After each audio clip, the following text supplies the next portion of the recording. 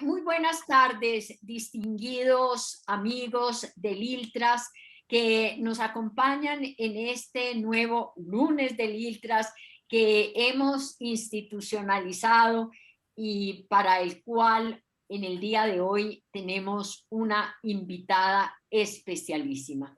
Me honro en presentar a la doctora Viviana Laura Díaz, abogada magíster en Relaciones Laborales Internacionales y doctora en Derecho del Trabajo, certificada en Neurociencia Cognitiva aplicada a las organizaciones, cofundadora y directora académica del GNT Mentoría Neurodigital, consultora en teletrabajo para América Latina y el Caribe, ELAC, CEPAL, docente y directora del Diplomado Formación Sindical de la UCA, docente y coordinadora de la Maestría y Diplomatura en Negociación y Relaciones Laborales de la UNTREF, exdirectora del Trabajo Virtual en el Ministerio de Trabajo de la Nación, autora de varios programas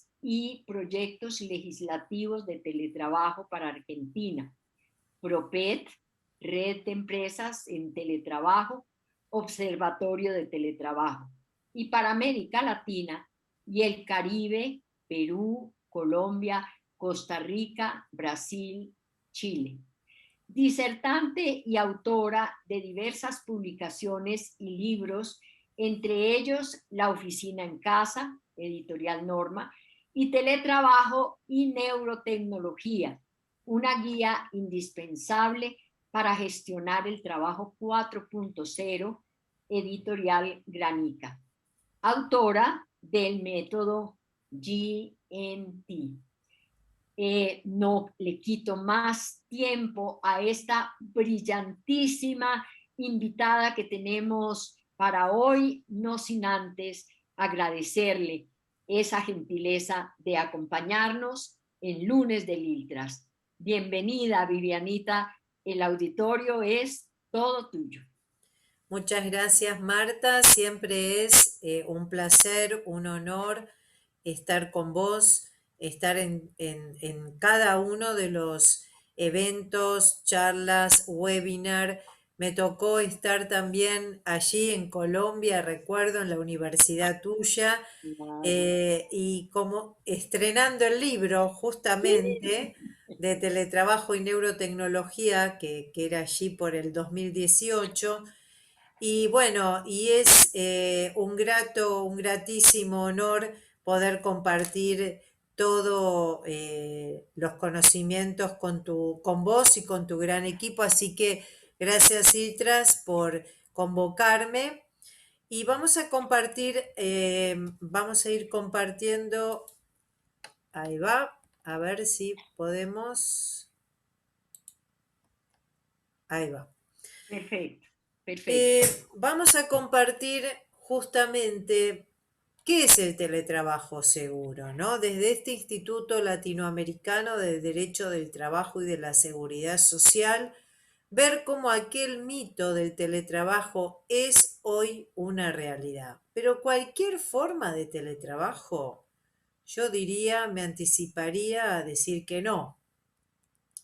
¿Cuál es la foto del mundo? El mundo nos encuentra hoy con puestos móviles y remotos, con líderes cada vez con una barrera más finita entre los que son autónomos y los que trabajan en relación de dependencia, con verdadera transformación digital y el regreso de las cabinas prepagas. Ya existe una empresa, Switch, que justamente está implementando las cabinas prepagas con distanciamiento y con higiene en cada uno de los países, en especial de América Latina y el Caribe, ¿no? Y esta es la fotografía en una evolución del teletrabajo que arranca ya por los 70 con los primeros ordenadores y con Jack Niels en un atasco vehicular que expresaba justamente por qué el trabajo no va al trabajador. y luego a partir de los 90 comienza la oficina móvil con la segunda generación de teletrabajo, en donde lo más importante es justamente la ruptura de la estructura espacial clásica. Y en el 2000, la oficina virtual, todo está en la nube y empezamos a hablar de trabajo conectado remoto. Y luego en la cuarta generación, que a mí me gusta describirla como la virtualización masiva, el trabajo remoto forzado, que arranca justamente el año pasado, en el año 2020, a partir de la pandemia, a partir del COVID-19. Y cuando hablamos de esta ficción de teletrabajo, hablamos de un trabajo forzado, ¿no? Sin red emocional, sin reversibilidad, sin desconexión, con mucha infoxicación, con mucha, diría yo, diría exigencia, y obviamente sin capacitación, sin entrenamiento y sin prevención. ¿Y cuáles son los cambios que introduce el COVID-19? Esta modalidad de trabajo remoto forzado con un aprendizaje a distancia, en donde las TIC se convierten en esenciales, con énfasis en la higiene, en el distanciamiento, con un incremento de la gig economy, del comercio electrónico, de la telemedicina y una comunicación cada vez más virtualizada, ¿no? Hablábamos con Marta, todos vivimos y respiramos las tecnologías. Y en un trabajo invisible que comenzó a tornarse visible. ¿Cómo? Y llegamos a los desafíos de este año que justamente tienen que ver con personas sanas, con delinear el perfil del trabajador digital, pensar en entrenamiento y en humanizar la tecnología, pensar en ser creativos, innovadores y empezar a trazar algunos temas puntuales como por ejemplo la jornada laboral y el trabajo por objetivos.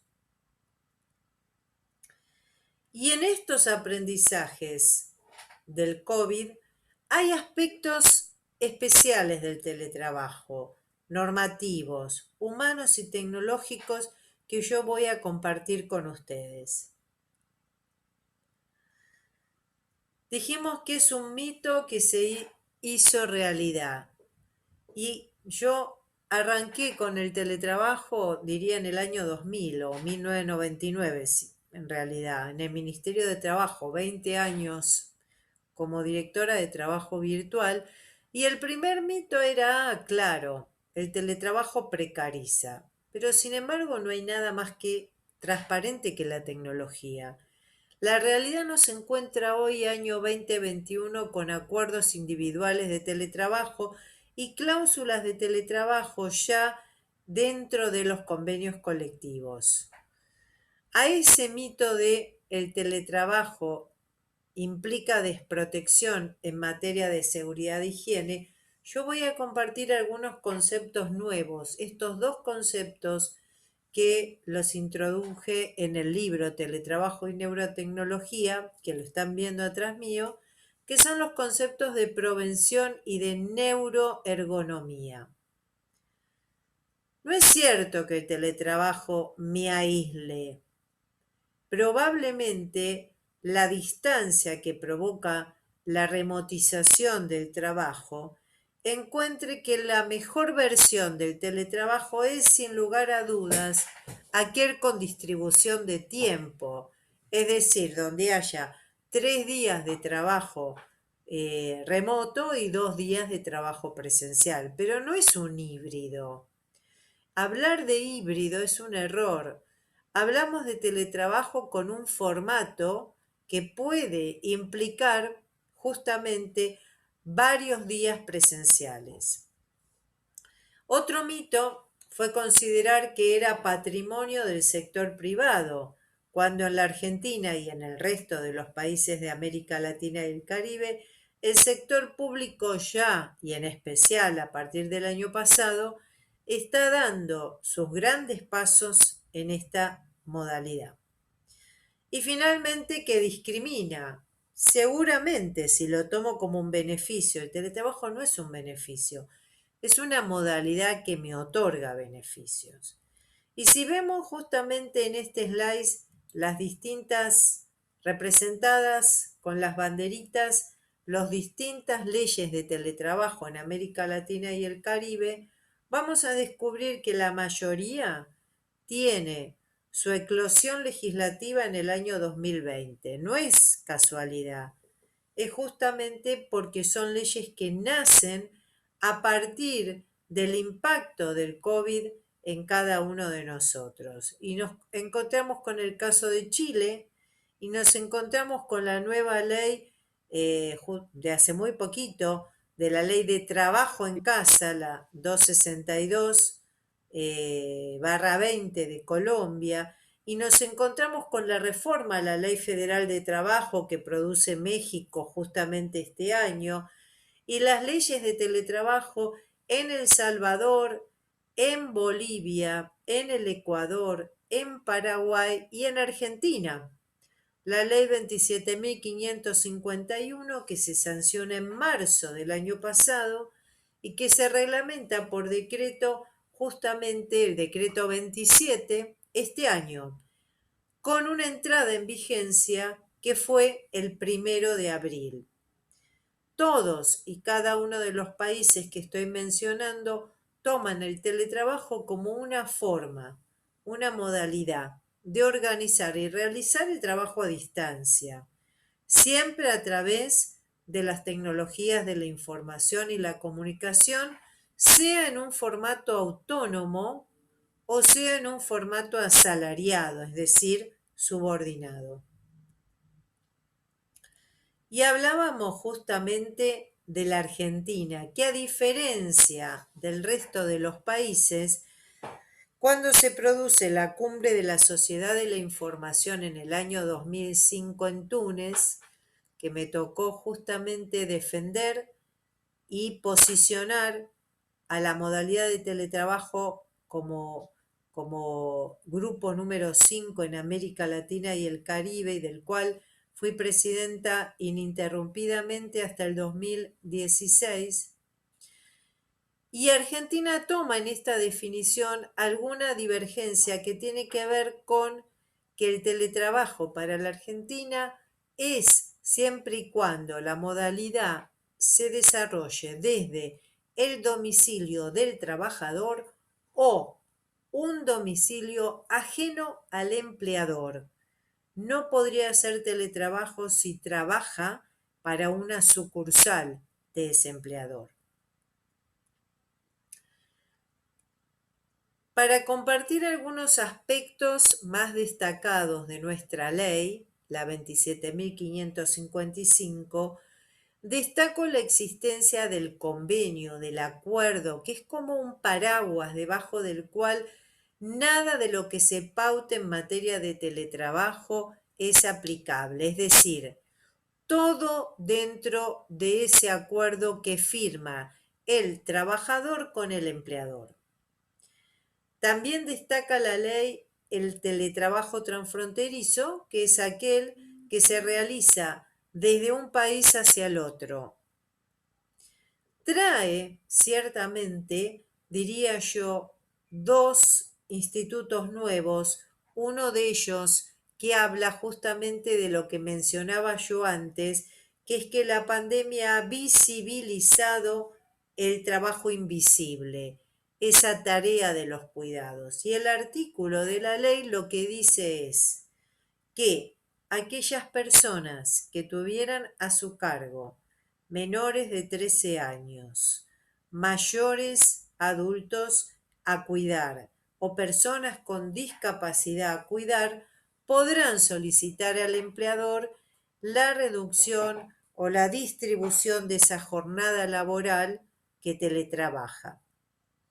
La reglamentación de la ley suaviza los primeros impactos de una ley que en principio fue muy cuestionada en la Argentina, diciendo que era el puntapié a la industria del juicio y que otorgaba excesivos derechos a los trabajadores y a los sindicatos. No comparto esa mirada, sí diría que algunos institutos estaban mejor logrados en los proyectos anteriores que me tocó justamente participar, 2007, 2014, 2018, en particular en lo que refiere a la reversibilidad, que en aquellos proyectos que menciono era bilateral, tanto para trabajador como para empleador, y que en la ley 27.555 lo consagra solo para el trabajador, es decir, en forma unilateral. Consagra la voluntariedad, nadie puede ser obligado a teletrabajar, ni puedo obligar al empleador a darme la modalidad. El derecho que tiene el trabajador a que se le otorguen las herramientas de trabajo, y trae un instituto muy interesante que para mí es el ABC del cuidado y del teletrabajo seguro, que es la desconexión digital. Me voy a dedicar especialmente al punto de desconexión digital y también a desarrollar lo que es necesario, que es la capacitación. Les comentaba que la reglamentación que pone en vigencia la ley a partir del 1 de abril pasado, en realidad dispone un universo de 3 grupos de teletrabajadores para la Argentina. ¿Por qué? Bueno, porque aquellos que venían teletrabajando antes de la sanción de la ley seguirán y tendrán aplicación y vigencia para esta ley 27.555. Pero aquellos que hacían trabajo remoto forzado durante el año pasado y siguen haciéndolo ahora por cuestión de lo que hoy llamamos DISPO, ¿no? Del distanciamiento obligatorio, no se les va a aplicar la ley. Sí se va a aplicar la ley a aquellos que nacen o nacieron el año pasado como teletrabajadores. La desconexión digital, a partir de como decía yo, la armonización que introduce la reglamentación, trae excepciones, que es justamente cuando trabajo en lo que es un teletrabajo transfronterizo y estoy en diferente uso horario. Entonces mi jornada laboral está comprendida en una franja horaria diferente, justamente por la diferencia de países. Y la tarea de los cuidados que les comentaba yo antes, que trae en cabeza de ese trabajador la obligación de comentárselo, de comunicárselo en forma fehaciente al empleador. La reversibilidad, si bien continúa siendo solo para el trabajador, se le da un plazo de 30 días al empleador para que la pueda otorgar, y tiene mucho que ver cuál es la antigüedad de ese teletrabajador y la necesidad justamente de revertir. A modo de ejemplo, en los, diría, 10 años que duró el programa de teletrabajo para el sector privado de la Argentina, PROPET, del cual fui su coordinadora, menos del 1% en 10 años de personas que solicitaron la reversibilidad. Es decir, que ciertamente los beneficios que otorga la modalidad de teletrabajo hacen que pocas veces uno requiera revertir. Y justamente cuando lo requiere es cuando tiene que justificar el porqué.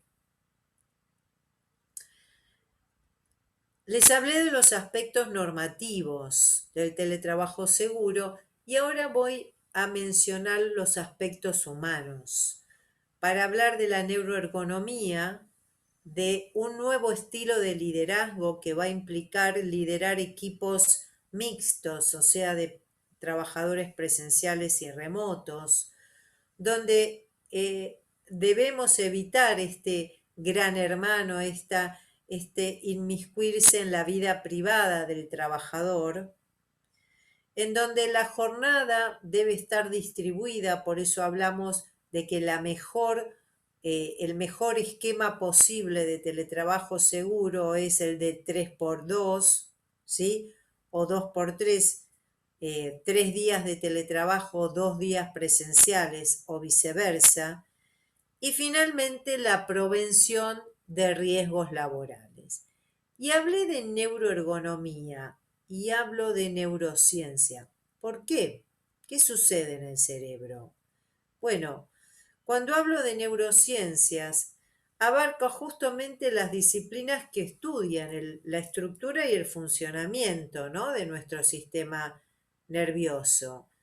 Y justamente el siglo XXI es el llamado siglo de las neurociencias, que arranca con aquella definición en el año 1906 de este gran médico, Santiago Ramón y Cajal, médico español, que en su análisis y en sus estudios marca el inicio del estudio, ¿no?, aplicado a las neurociencias.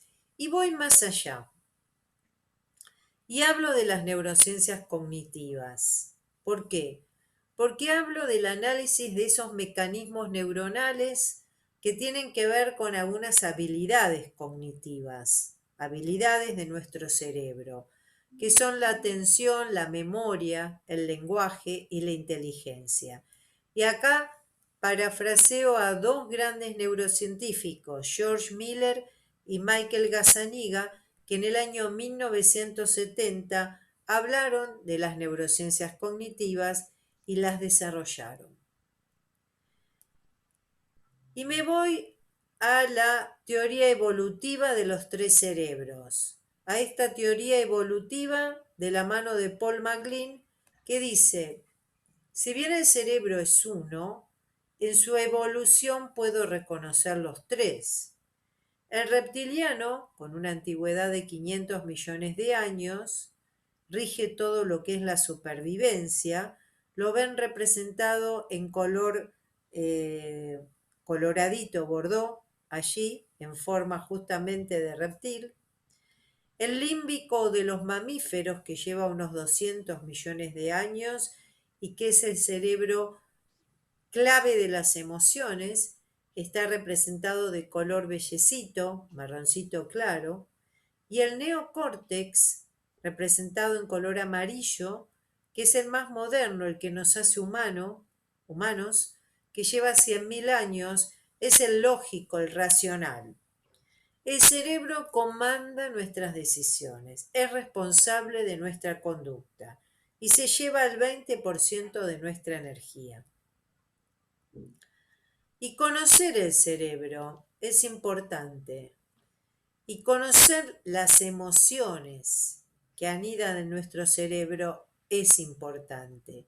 Porque si ustedes después de este lunes Iltras y de mi charla pudieron alegrarse, sorprenderse, les dio asco o les dio odio o les dio alegría algunos de los temas que comparto con ustedes, entonces estoy segura que no se van a olvidar. ¿Por qué? Porque a la experiencia, a esta información que yo estoy compartiendo, le sumaron una emoción y esto es lo que garantiza el recordar, lo que garantiza la memoria. Y hablando de los aspectos tecnológicos, hablamos de los normativos o jurídicos, hablamos de los humanos y hablamos de los tecnológicos, ¿no? Y parafraseando a Nicholas Carr, que nos dice, Google nos vuelve cada vez más estúpidos. Ese es título de su artículo. ¿Pero por qué? Bueno, porque cambia la mente, porque nos distrae. Pero de la vereda de enfrente, Betty Sparrow, una neurocientífica americana, dice, a ver, pero un momentito, también desarrolla la memoria transactiva, porque ¿para qué quiero acordarme de los números de teléfono que recordaba hace 15 años? si lo que tengo que recordar es dónde ir a buscar esa información. Y acá tenemos representados todos nuestros estilos, todos nosotros según las edades. Los baby boomer, la generación X, la generación de los millennials o generación Y, la generación de los centennials o generación Z y los que todavía no trabajan, que son la generación alfa, puramente digitales, la generación del siglo XXI, pero que ya marcan la tendencia y marcan el consumo, ¿no? Y así es como nosotros humanos, nuestros estilos están atravesados por las tecnologías de la información y la comunicación. Porque la tecnología mejora la calidad de vida, sin lugar a dudas, pero cuando la uso mal, pierdo el control y dependo psicológicamente e interfiere en mi vida de relación. Es decir que, mal usada, esta tecnología es una droga sin sustancia. ¿Por qué? Bueno, porque enciende el sistema de recompensa en nuestro cerebro y yo me pongo eufórico y se remodelan y se impactan mis circuitos neuronales y libero la hormona del estrés, que es la dopamina y la noradrenalina. Y como consecuencias del mal uso de la tecnología, puedo sufrir de tecnoestrés, de ansiedad, de depresión, de agotamiento, de tecnofobia. Puedo sufrir de insomnio, seguramente muchos de ustedes lo sufrirán, y puedo aislarme. Y no solamente con consecuencias físicas en la vista, en el túnel carpiano, en el cuello, sino también en dolores musculares, en alteración de la circulación sanguínea y en trastornos digestivos. Y a esto se suma algunas consecuencias psicológicas, como el miedo de quedar afuera, the fear of missing out, FOMO. Y esto nos devuelve algo que yo he llamado burnout digital, que es el síndrome resultante del estrés crónico motivado cuando uso mal la tecnología. Su antecedente, el burnout, justamente fue introducido en Ginebra en mayo del año 2019 para formar parte de la clasificación de enfermedades, ¿no? Como código QD85. Y además, este mal uso, este abuso de la tecnología tiene otro correlato que es el ciberacoso laboral, que para Argentina, el año pasado, en diciembre del año pasado, fue justamente aprobado ese convenio OIT, el convenio 190, por la ley 27.580 que entra en vigencia ahora, en junio de este año, y que toma el ciberacoso, a ese hostigamiento doloso hacia una persona o varias, a través del uso de las tecnologías de la información y la comunicación, como un riesgo psicosocial emergente. Ahora bien, ¿cómo prevenir la violencia tecnológica? Y digo bien, prevenir, porque la prevención implica avisarle a alguien de un resultado, anticiparse. Pero cuando yo hablo de prevenir, además de anticipar, estoy dando herramientas técnicas. Y ahora estas técnicas están representadas a través de un método que es el método de gestión NeuroTIC, que me sirve para preparar, para programar mi cerebro, justamente para prepararlo en el uso sustentable, en el buen uso de la tecnología y no en la adicción. Es un método que tiene 3 fases. La primera es el conocimiento del cerebro, un poco como hemos visto, ¿no? ¿Por qué tenemos que conocer el cerebro? Importancia de las neurociencias cognitivas. La segunda fase tiene que ver con las prácticas, que son la respiración, la meditación, el mindfulness, yoga, la programación neurolingüística y el pensamiento lateral. Para crear mejores hábitos, ¿no? Hábitos que hacen a nuestra mejora de la empleabilidad. Porque la idea del método GNT es justamente lograr la desconexión digital, el detox digital. Lo contrario a FOMO, que es la alegría de desconectarme, el joy of missing out. Este es la clave, el ABC del derecho a la desconexión. Y hablaba de la capacitación, porque justamente el método requiere entrenamiento, requiere una capacitación, porque es un aprendizaje generativo. Yo voy aprendiendo en la medida que lo ejercito. ¿Y qué es lo que ejercito? La humanización de la tecnología. Es decir, a modo de conclusión, el teletrabajo seguro implica tener objetivos claros, medibles, el usar indicadores, el tener el derecho a la desconexión, por lo menos 15 minutos de pausas activas, ¿sí? En el día. Aplicaciones basadas en tecnología de web segura y justamente protocolos que tienen que ver con la detección temprana del ciberacoso laboral, por ejemplo. Es decir, todo lo que rodea a la neuroergonomía y a la prevención. Porque, ¿cómo nos encuentra la próxima normalidad? Nos encuentra con seguramente, una competencia entre la inteligencia artificial y la inteligencia emocional, con nuevos roles laborales creados justamente por la aplicación de la tecnología.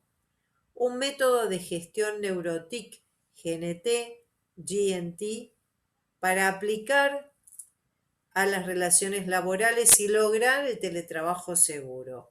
Con convivencia intergeneracional, como vimos, ¿no? Baby Boomer, generación X, generación Y, generación Z. Un management cada vez más horizontal en donde se destaca el telesindicalismo, el teletrabajo seguro y el neuroliderazgo. En la famosa teoría de la motivación que todos conocemos, la pirámide de Maslow se completa con estas dos necesidades que hoy son esenciales: tener wifi y tener batería. Porque a la pregunta, ¿seremos reemplazados por máquinas? ¿Es humanos contra máquinas? Mi planteo es que no, es que somos humanos con máquinas, porque debemos humanizar la tecnología. Allí comparto mis datos, comparto la web de Método GNT para que se sientan cómodos en recorrerla. Está muy interesante, habla de la transformación digital y del trabajo remoto. Está mi correo y por supuesto mi libro, al cual invito a todos y a cada uno que lo puedan adquirir inclusive en formato ebook: Teletrabajo y Neurotecnología, de Editorial Granica. Muchas gracias y quedo a disposición justamente para las preguntas. Ok, muy buenas tardes a todos. Recordemos que tenemos esta sesión en Facebook también, por lo que vamos a contestar unas preguntas que están de ese lado de la transmisión. Aquí nos anexan una pregunta. Sí. Dice, ¿cuál es el objetivo central del teletrabajo? El objetivo central del teletrabajo es poder trabajar remotamente, es decir, a través de las TIC, las tecnologías de la información y la comunicación, y el poder conciliar la vida privada con la vida laboral. No nos equivoquemos en considerar que lo que hicimos el año pasado y lo que hacemos este año es teletrabajo. Muchas veces sufrimos el trabajo remoto forzado, como yo lo explicaba. ¿Por qué? Porque estamos en el mismo ámbito con nuestros hijos estudiando, porque no podemos salir a la calle, porque justamente a veces trabajamos sin contar con las herramientas de trabajo entregadas por el empleador. Entonces, frente a esa realidad, es que creemos que es una mala modalidad. Pero justamente el teletrabajo permite el conciliar la vida privada con la vida laboral, el ahorrar hasta el 8% de mi sueldo porque no necesito viajar, ¿sí? No necesito comer fuera de mi casa, el poder reducir totalmente o a los días que son solamente presenciales lo que serían los accidentes in itinere, porque logro poder contribuir al medio ambiente, porque reduce la contaminación ambiental, porque reduce la emisión de los gases de efecto invernadero. Y siendo una empresa, puedo lograr ahorros muy concretos y un aumento de la productividad probada entre el 20 y el casi 30%. No sé si contesté. De acuerdo. Tenemos una pregunta más. ¿Qué beneficios tiene esta modalidad de teletrabajo para las empresas? Tal como comentaba, el beneficio puede medirse en mejora de la productividad, como les decía, entre un 20 y un 30%, en mejorar justamente el clima laboral, teniendo trabajadores más felices, más contentos, reducir las contingencias, reducir las licencias, reducir los accidentes in itinere, reducir los gastos de infraestructura edilicia, ya que requiero menor cantidad de espacio y requiero sí un mejor orden para que esos trabajadores puedan trabajar en buenas condiciones. Ok, anexan una que dice, en la modalidad de teletrabajo, ¿puede el patrón supervisar el trabajo utilizando cámaras o videos para los empleados como medio Siempre de que, supervisión? siempre que esto no afecte el derecho a la intimidad, ese es el límite. Por eso es que cuando ese derecho a la intimidad se ve alterado, la prohibición corre y el empleador no debiera estar justamente introduciéndose en la intimidad del trabajador. Entonces, es en el teletrabajo seguro donde el mayor cuidado hay que poner para preservar el derecho a la intimidad de ese trabajador que está trabajando justamente desde su hogar, ¿no? Desde su domicilio. Ok, de acuerdo. Tenemos otra pregunta. ¿Cuáles son los retos de la prevención psicosocial en el teletrabajo? Los retos tienen que ver con un uso responsable y no abusivo de la tecnología, lo cual está de la mano de la desconexión digital. Cuando yo obligo a un trabajador a trabajar sin desconexión, cuando yo no le permito hacer pausas activas, su cerebro se va a quemar. Y esto significa, en términos neurocientíficos, el burnout digital, un cerebro quemado por el uso abusivo de la tecnología. Entonces, lo que viene, la discusión que viene de parte de los países y de parte de las autoridades de aplicación es justamente preservar la salud de ese trabajador para no caer en este abuso de la tecnología que provoca los daños que mencionaba, ¿no? Desde un desalineamiento del cuello, que se llama text-neck, desde lesiones en el túnel carpiano o desde lesiones que tienen que ver con la sequedad ocular, por ejemplo, ¿no? La queratitis. De acuerdo, muchas gracias. Vamos a esperar un par de preguntas más. Doctora Marta, ¿tiene algún comentario? Primero, felicitar como siempre a la brillantísima Viviana por esta excelente conferencia que nos ha dado. Y quería preguntarte si en esta ley que ustedes acaban de estrenar quedó consagrado el derecho a la desconexión y en qué términos. Sí, quedó consagrado el derecho a la desconexión y justamente tiene que ver con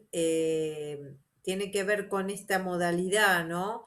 De que el trabajador no puede ser obligado a contestar un correo o a conectarse o comunicarse fuera de la jornada de trabajo o durante sus licencias.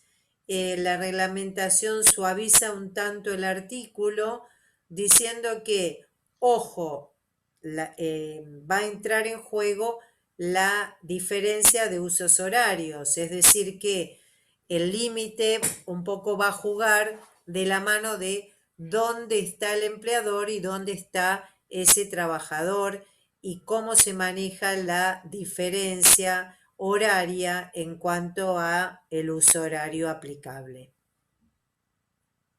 Gracias, Vivianita. Al contrario. Y te aprovecho y te hago otra. Para poder establecer realmente si el trabajador supera la jornada laboral ordinaria, ¿hay alguna propuesta en la ley? No hay propuesta en la ley. Lamentablemente, seguimos todos atados a la jornada laboral clásica, cuando en realidad la discusión debiera ya estar más avanzada en trabajar por objetivos. No tiene sentido que alguien esté 8 horas atado, sino que lo que se espera de esa persona es justamente que cumpla los objetivos previstos. Entonces, cada vez se levantan más voces en relación a la discusión de la jornada de trabajo, en particular en las modalidades de trabajo remoto, ¿no? La ley no lo trae, pero ya muchos de los abogados y de los juristas y de los operadores de la justicia donde me encuentro y comparto, es una discusión que hay que dar ya por una vez. Sí, es que realmente el control de esa jornada laboral yo lo veo muy difícil, supremamente difícil, porque en qué momento verdaderamente el trabajador deja de ejecutar esas labores para el empleador y se ocupa de contestar chats, de hacer compras, de comunicarse con los amigos, de atender a otros eventos, y entonces se computa todo ese tiempo como de verdad está conectado, sí, pero no está dedicado al trabajo, de modo que me parece que lo que tú manifiestas del trabajo por objetivos me parece muy importante porque es que el control de la jornada laboral como tal es prácticamente imposible.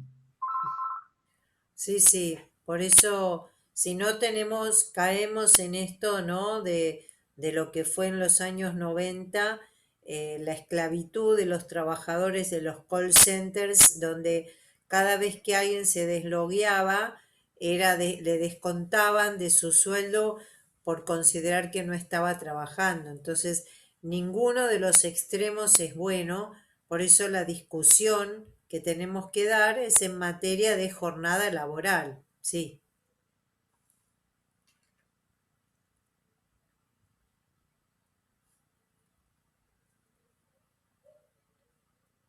Julio, ¿tenemos alguna otra pregunta? De este lado ya no tenemos preguntas, doctora. Sí, pues nos restaría únicamente agradecer nuevamente a la querida Viviana el haber compartido en el día de hoy, en este lunes del ILTRAS, toda el producto de una investigación tan profunda, porque precisamente a mí me consta, porque nosotros en la Universidad La Gran Colombia fuimos muy afortunados. Estaba precisamente iniciando el lanzamiento de su libro cuando la tuvimos visitándonos y tuvimos la oportunidad de escucharla.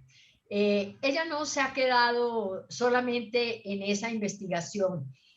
Yo la sigo constantemente porque me encanta su espíritu investigativo, su espíritu innovador y va adelante, adelante, adelante en su estudio, compartiendo precisamente con nosotros en las oportunidades que tenemos donde la invitamos para enriquecernos con su sapiencia.